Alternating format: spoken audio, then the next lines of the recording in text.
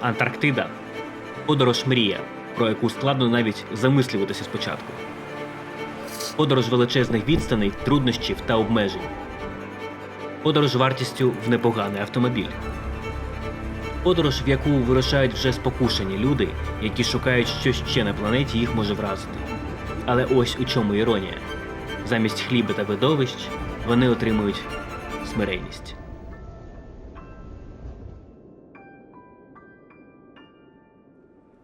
Ця історія починається в місті Ушуаїа, найпівденнішому місті нашої планети. Ушуаїа є відправною та кінцевою точкою для більшості круїзів в Антарктиду. Але це далеко не єдина причина побувати тут. Місто оточене Андами і розташоване на славнозвісному архіпелазі Вогняна Земля з безліччю трекінгових маршрутів, найчистішою природою та унікальними ландшафтами. Гірські долини тут усіяні поваленими деревами химерної форми. Іноді вони ростуть паралельно землі через сильні пориви вітру. А ось у тому, що дерева падають, винен не лише вітер. У 1946 році на Вогняну Землю з Канади привезли невелику популяцію бобрів для вироблення бобрового хутра. Але бізнес на бобрах не лише провалився, а ще й призвів до екологічних негараздів. Через те, що на Вогняній Землі немає хижаків, бобри опинилися на вершині харчового ланцюжка і розплодилися до неймовірної кількості. Після цього вони почали масово валити ліс і будувати греблі. Це викликало підтоплення лісових територій та ще різніше збільшення кількості повалених дерев, вже через м'який вологий ґрунт. Корінням дерев більше не вдавалося утримувати їх під натиском сильного вітру, і дерева падали. Мешканці Ушуаїа, м'яко кажучи, не в захваті від цих звірят. Хоча, як на мене, пейзажі, створені ними, напрочуд гарні. Проте краса тут, звісно, не лише в деревах. Гори, квіти, річки, дикі коні. Приємно, що на тлі такої краси я запам'ятаю ще й своїх батьків. В Антарктиду я відправився з ними. Тому цей фільм для мене завжди займатиме особливе місце в колекції моїх подорожей. Крім візуалу, місцеві ліси вражають ще й аудіально.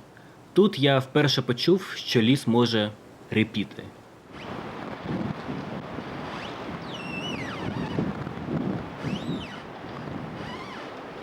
Що ж до гір, то в них заховані надзвичайно красиві озера та льодовики. Вода звичайно крижана, але якщо наважитися, можна буде в них скупатися.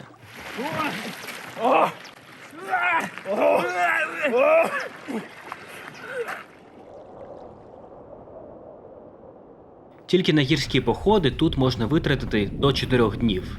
Я наполегливо рекомендую сходити хоча б в один трек із місцевими гідами – Лусіано та Франом. Хлопці розповіли нам десятки цікавих історій про їхні землі. І навіть організували нам незабутню новорічну ніч на березі протоки Бігля. До речі, обоє чудово знають англійську мову, що величезна рідкість для Аргентини. Дуже рекомендую посилання на обох під відео. Крім природи, Ушуаїа також є фінальною найпівденнішою точкою панамериканського шосе. І неподалік міста є кафе 3005. Знакове місце для мотоциклістів, які проїжджають по всьому панамериканському шосе від Аляски аж до Ушуаїа. У цьому кафе тобі можуть поставити штамп у вигляді півкола про те, що ти побував у південній точці цього шосе. Другу частину кола можна поставити на Алясці.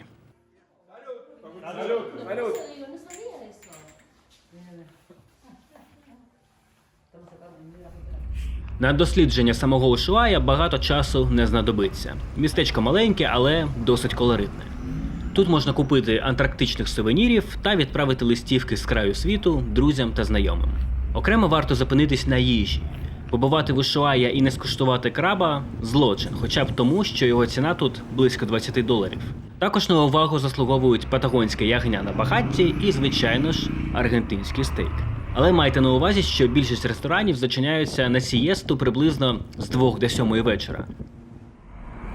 Лише одне містечко, а вже стільки інформації. Ще більше інформації по Ушуаї та Антарктиді з ґрунтовними картами та порадами ви зможете отримати в нашому мобільному додатку T-Travel. Я там виклав безкоштовний щоденник своєї подорожі до Антарктиди. Завтра вранці ми вирушаємо на корабель, потрібно набратися сил, а ви поки подивіться, що ще Аргентина може запропонувати мандрівникам.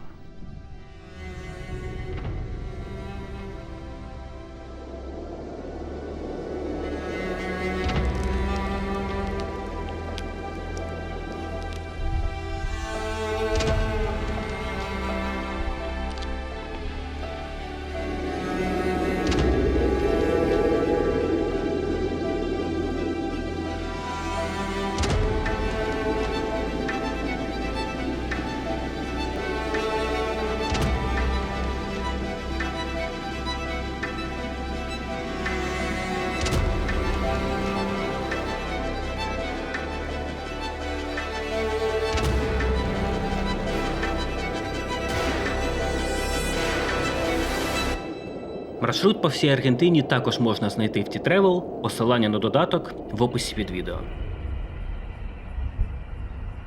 Вранці, перед відправленням до Антарктиди, всі пасажири були зобов'язані в готелі здати антиген-тест на коронавірус. На щастя, у всіх він виявився негативним. На самому кораблі ми повинні будемо здавати антиген-тест кожні 72 години. Це одне з багатьох правил і обмежень в нашому круїзі. Спочатку ці правила, м'яко кажучи, викликали подив і роздратування. Але чим довше ми знаходилися в Антарктиді, тим сильніше змінювалося наше ставлення до них. В Антарктиду ми вирушили на експедиційному судні Sea Spirit, що належить компанії Poseidon. Ця компанія займається полярними експедиціями з 1999 року. А організацією поїздки та супроводом нашої української групи в 40 осіб займалися Bodo Travel. У першій ж миті при посадці на борт ти розумієш, з якою скрупульозністю персонал судна ставиться до безпеки пасажирів. Весь багаж при попаданні на борт знезаражується. Далі йдуть обов'язкові брифінги з безпеки та відпрацювання навчальної евакуації. Пожалуйста, возьмите свой спасательный жилет из каюты и проследуйте в то место аварийного сбора, к которому вы приписаны. Після цього приємніша частина – брифінг про те, що з розваг є на судні. Звичайно, все з ковід-обмеженнями та міркуваннями безпеки. Джакузі лише з сусідом по каюті чи з родичами. Спортзал з обмеженнями за кількістю людей, бібліотека та бар з фортепіано. Якщо в барі нічого не п'єш, сидиш у масці. Ну, а так виглядають каюти. Як на мене, дуже затишно. І це важливо, тому що якщо ти здаси позитивний антиген-тест або банально застудишся, тебе і твого сусіда в цій каюті ізолюють. Натомість у вас завжди буде Wi-Fi інтернет, що для всіх виявилося дуже несподіваним та приємним сюрпризом.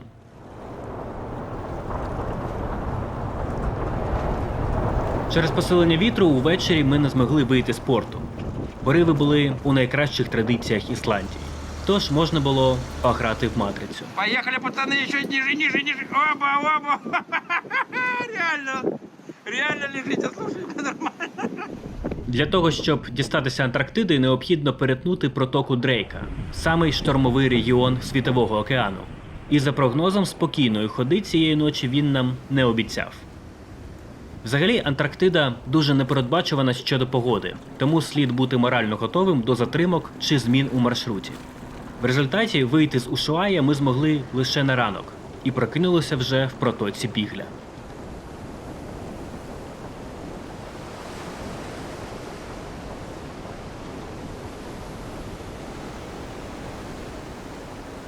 Від негоди не залишилося і сліду. Ясне небо, сонце, аргентинські гори з одного боку та чилійські з іншого. Хоча на мене найбільше враження справили обриси Південної Америки на горизонті і усвідомлення того, що попереду тільки Антарктида. І 2 дні шляху до неї через найбільш штормовий регіон у світі.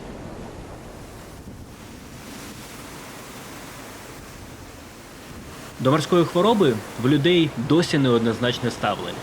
У когось її просто немає, Когось вона підкошує, і людина 2 дні не може ні їсти, ні вставати з ліжка, ні навіть розмовляти, а хтось усю протоку Дрейка дисципліновано п'є пігулки і носить акупунктурні браслети на зап'ясті, що блокують сигнал про нудоту. До якої категорії належите ви, дізнаєтеся вже на судні. Але пігулки та браслети раджу носити у будь-якому випадку. Нам дуже пощастило, і за словами капітана судна, цитата, протока Дрейка виявилася Середземним морем, як на шляху туди, так і назад. Але навіть 5-метрових хвиль вистачило, щоб деякі пасажири викреслили 4 дні зі свого життя. Зрештою, не пошкодував про це ніхто з них. Антарктида виявилась того варта. Окрім морської хвороби, в протоці Дрейка доведеться боротися з нудьгою. 2 дні безперервно насолоджуватися краєвидами океану не зможе навіть найзапекліший поціновувач стихії. Потрібно шукати, чим себе зайняти. На допомогу прийшли наші гіди. У складі експедиції було близько 10 гідів-вчених з усього світу – історики, орнітологи, геологи і так далі. Кожен з них підготував найцікавіші лекції за своєю тематикою. Та за їхніми розповідями було видно, наскільки всі ці люди горять своєю роботою. Як приклад, наведу слова Максима Ільїна, гіда, який спеціалізується на історії Антарктиди. Все эти экспедиции – это удивительная история, про них интересно рассказывать и думать о них, потому что в то время поехать в Антарктику – это все равно, что в космос. Сейчас полететь, даже, наверное, не сравним этот опыт, потому что сейчас у нас есть связь с космонавтами, и там есть какой-то шанс, что тебя спасут. А тогда люди ехали в никуда, связи никакой не было вообще. Звичайно ж, крім лекцій, ми також відвідували обов'язкові брифінги щодо правил поведінки в Антарктиді та техніки безпеки під час висадок. З Антарктиди нічого не можна забирати, навіть камінці. І нічого не можна залишати по собі. Всі речі, які береш із собою на вилазку, пилососяться, щоб, боронь Боже, не занести представника чужорідної флори, здатного порушити тендітний природний баланс Антарктиди. З цієї ж причини перед кожною вилазкою ми були зобов'язані занурювати взуття в хімічні реагенти. По суходолу можна ходити лише в межах, позначених червоними прапорами. Якщо ви захотіли в туалет під час вилазки, вас везуть на судно. Наближатися до пінгвінів ближче, ніж на 5 метрів заборонено, щоб не заразити їх коронавірусом. Якщо бачимо, що пінгвін хоче пройти, а ми йому заважаємо, відходимо подалі.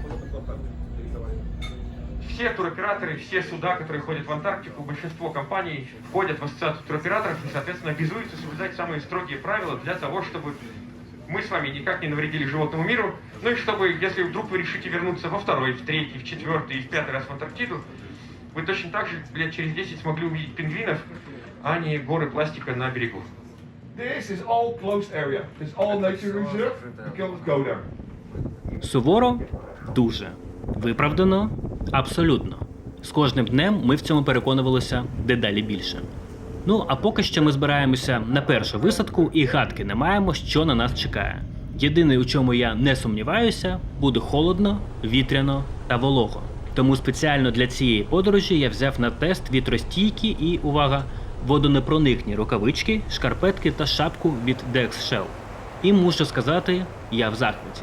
Ноги не мерзли, шапка надійно захищала від дощу, снігу та вітру, а руку в рукавичці спеціально занурив у крижану воду і до шкіри волога не дійшла. Дива та й годі. Однозначно раджу, посилання на продукцію в описі під відео.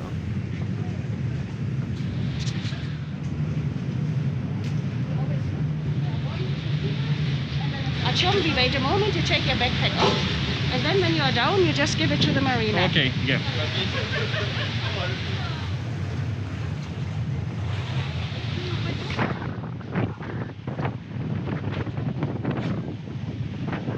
Тренируем человек за бортом. If I fall over, Если он падает, то выключается двигатель. the 2 people here in the back corner are spotting. Да-да-да, вы будете показывать, если кто выпал. Это остров Бариентос, Южные Шетландские острова. У нас здесь колонии пингвинов 2 разных видов. Вот здесь, там чуть повыше. Мы с вами можем перемещаться вот здесь по пляжу небольшому до скал. И по дорожке, которая флажками ограничена. А куда нельзя ходить? Вот туда не поднимаемся наверх, это зона закрытая. И не ходим за флажки, которые вот так перекрещены. Сейчас 8:40, в 10 часов мы уезжаем обратно. 10 часов запомните, хорошо?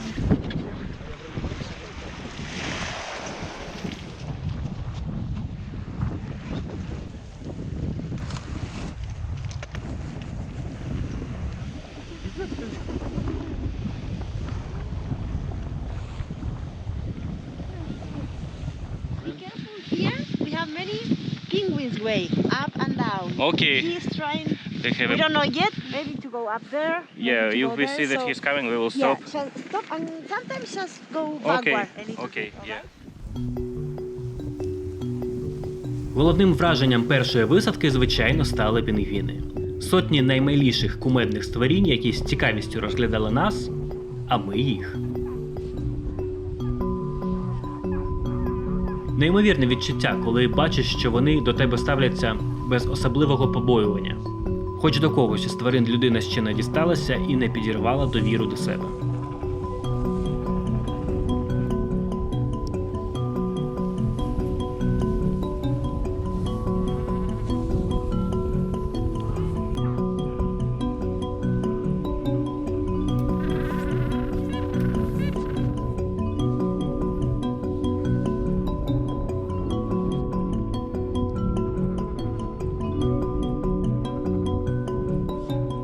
Залишати пінгвінів зовсім не хотілося, але час першої висадки добіг кінця. Желающие еще трое? Честное слово, вы недолго расстаетесь. Пейзажем острів Барієнтос мало нагадав ту Антарктиду, яку всі ми уявляємо. З нескінченно білими просторами, льодовиками і айсбергами. Все це, звичайно, буде і вразить. Але ось чого я ніяк не очікував, так це того, що в Антарктиді настільки високі гори.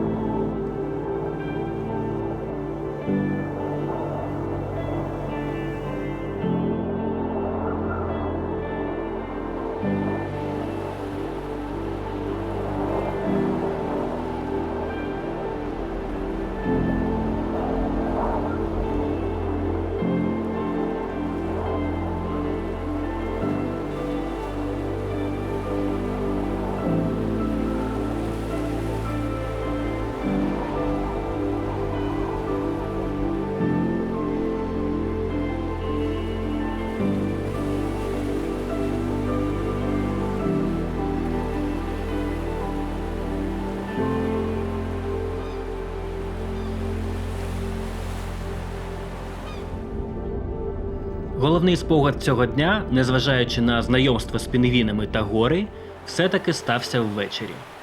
Наш корабель зайшов у кальдеру вулкана острова Десепшн, та всіх пасажирів покликали на відкриту палубу на Глінтвейн.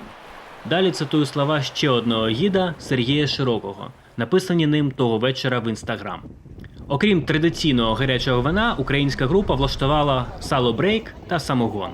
Тільки в таких експедиціях можна побачити японця та індуса, які закушують самогон салом і кричать разом з українцями «Будьмо гей». Незабутній був вечір. Господа, а де чесничок? Давай. He's still alive. Friendship between nations. Будьмо. Будьмо. Hey!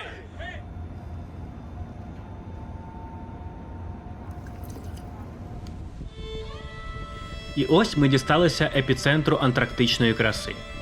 Усюди у воді розкидані айсберги, які щодня змінюють свою форму і створюють в прямому сенсі слова неповторні пейзажі.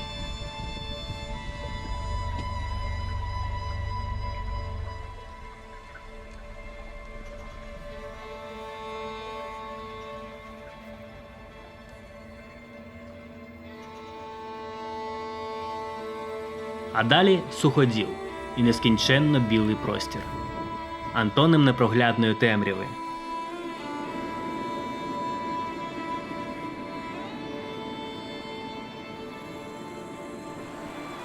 На березі шар снігу мінімум у людський зріст, максимум незбагненний.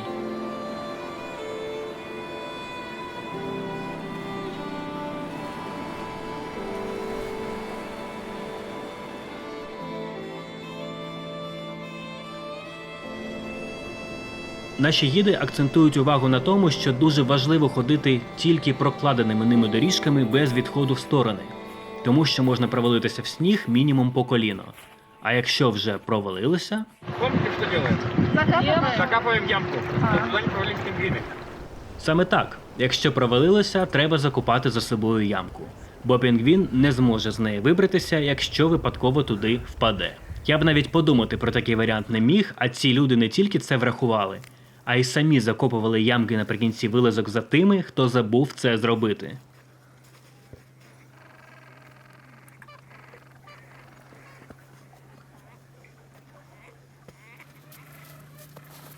Взагалі, пінгвіни набагато впевненіше почуваються у воді. На суші вони повільніші і безпорадніші. І ось вам друга історія про наших гідів. Это же они, получается, на шоссе свое идут, я понял. У них прям очередь. Ну там тяжело запрыгнуть, я ему уже снега подкидывал. Но... Боже, это так мило. Сергій підкидав сніг, щоб пінгвінам було простіше забратись на свою стежку. Просто замисляться найближчі кілька хвилин над цими двома історіями. А фоном поки що йтиме вся ця краса.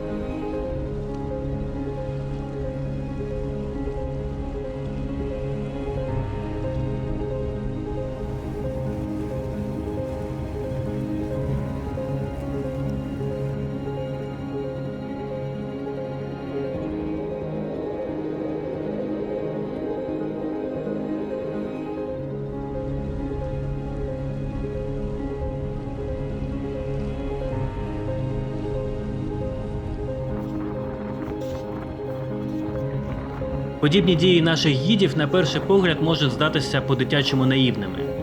Закопувати ямки, підкидати сніг. Що це як не прояв дитячої наївної доброти?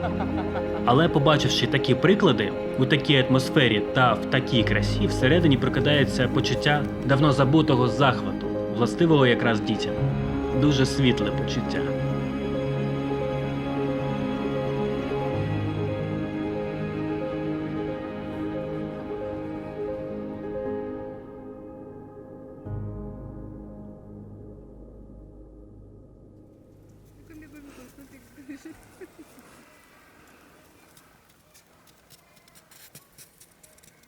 Але навіть в Антарктиді періодично в нас проявлялись типові туристи. Прямо карикатурний кадр, навіть селфі-палиця стерчить.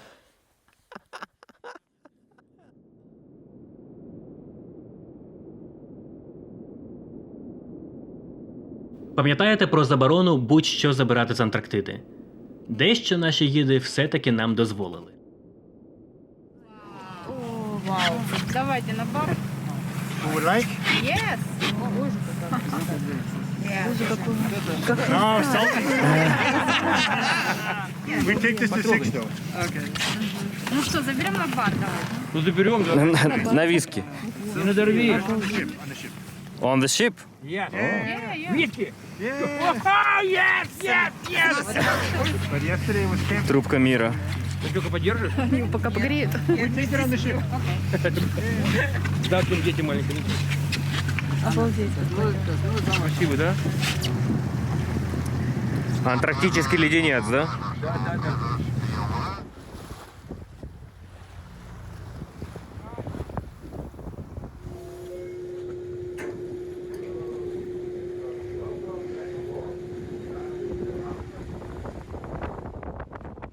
Завдяки цій знахідці католицьке Різдво ми відсвяткували, насолоджуючись віскі з антарктичним льодом. Счастливого Рождества и Нового года, счастливого Різдва та Нового року. Всього доброго, всього найкращого. Дякую за увагу.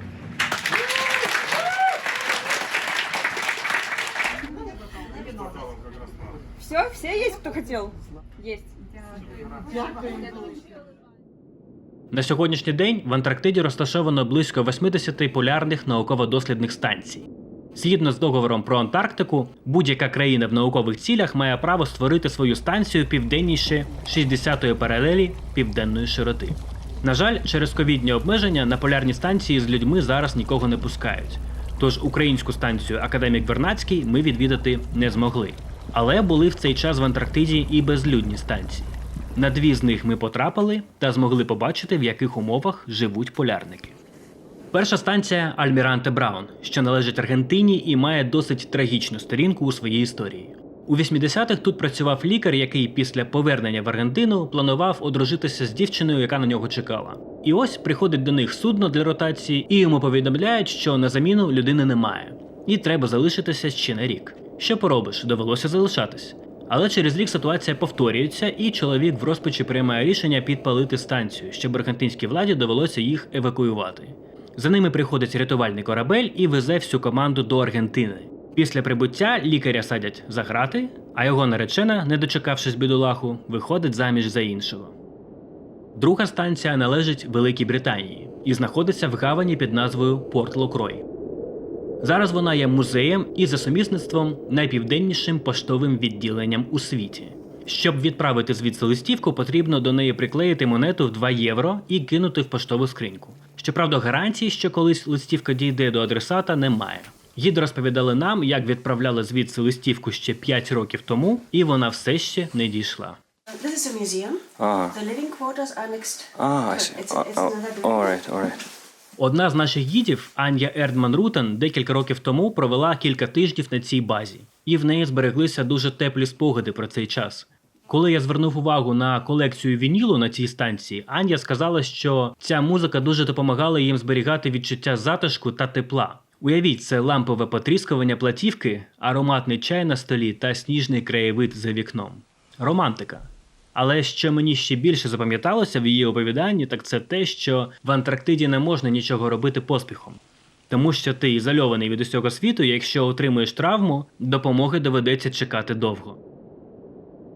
Цікаво було б опинитися на місці полярників на 1 день. Прожити миті в Антарктиді без поспіху вилазок, переночувати на суходолі, відчути цей континент на 100%. Це був останній пазл, якого бракувало у картині наших відчуттів від Антарктиди. І нам його надали. Сьогодні ввечері ми залишимось на суходолі. На ночівлю просто неба. Yeah. Thank you.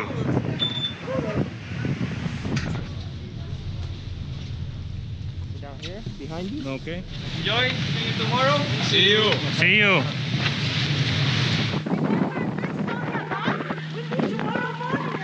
Yeah.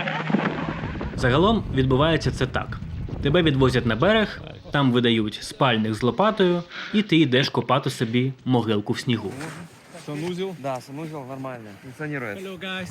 Hello. Here is a toilet. All right. You need a bathroom. Okay. It's a luxury prepared by Flipper. Выберите, вы первые приехали, выбирайте. Так, и лопату ж, да?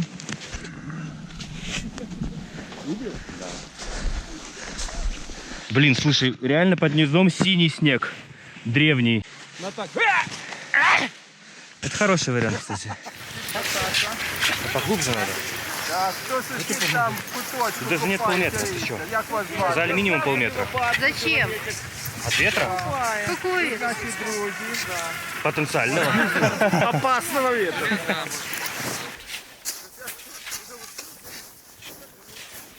Коля, ты тут? Копать до моря подземный ход.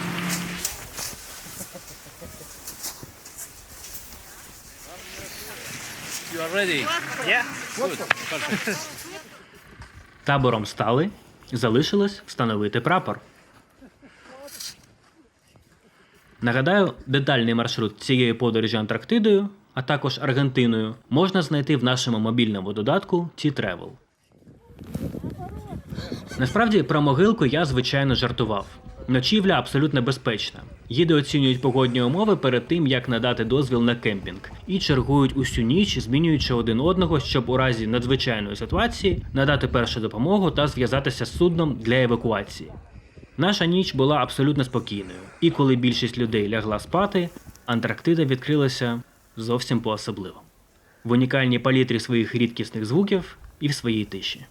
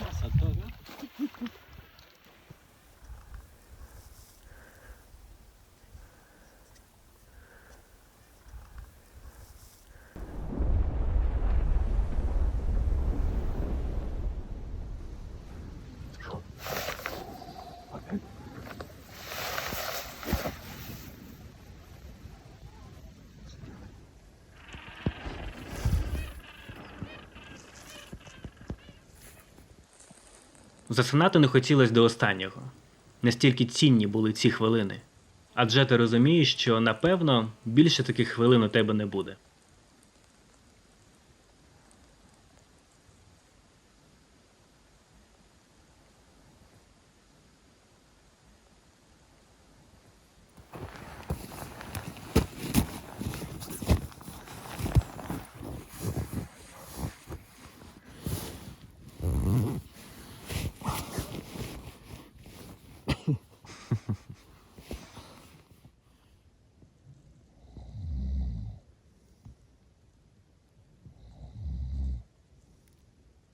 А вранці тиша була настільки прозорою, що було чути, як падають сніжинки на спальний мішок.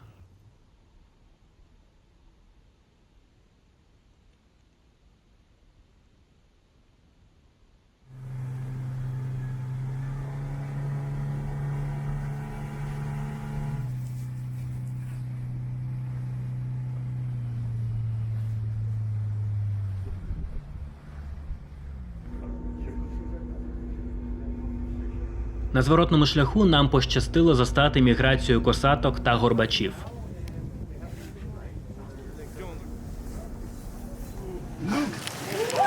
Точно ты говорила? Белая. Обалдеть.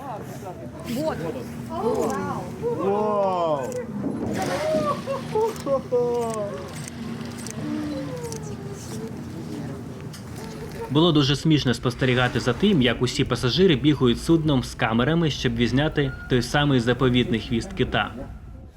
Я ж більше зрадів, що вдалося записати аудіо двох масових реакцій. Розчарування від того, що хвіст не показався,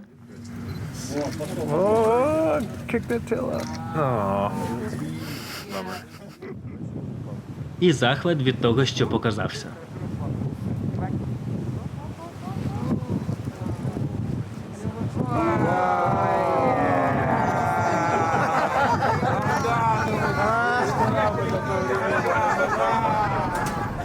До речі, якщо вже заговорили про китів, хочу поділитися з вами фрагментами з лекції Максима Ільїна та Сергія Широкого. Все эти экспедиции, здесь, которые сюда приезжали, отмечали здесь много китов, тюленей, и следом за ними сразу шли китобои, охотники. И начиналась известная всем нам история, когда начинается природа просто разграбляться.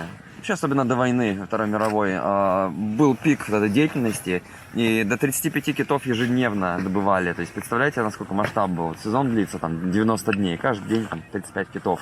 Мы все знаем, что киты слышат на 1000 километров. Воздействие человека, какие-то звуки, созданные человеком, тоже влияют на китов и влияют на их уровень стресса.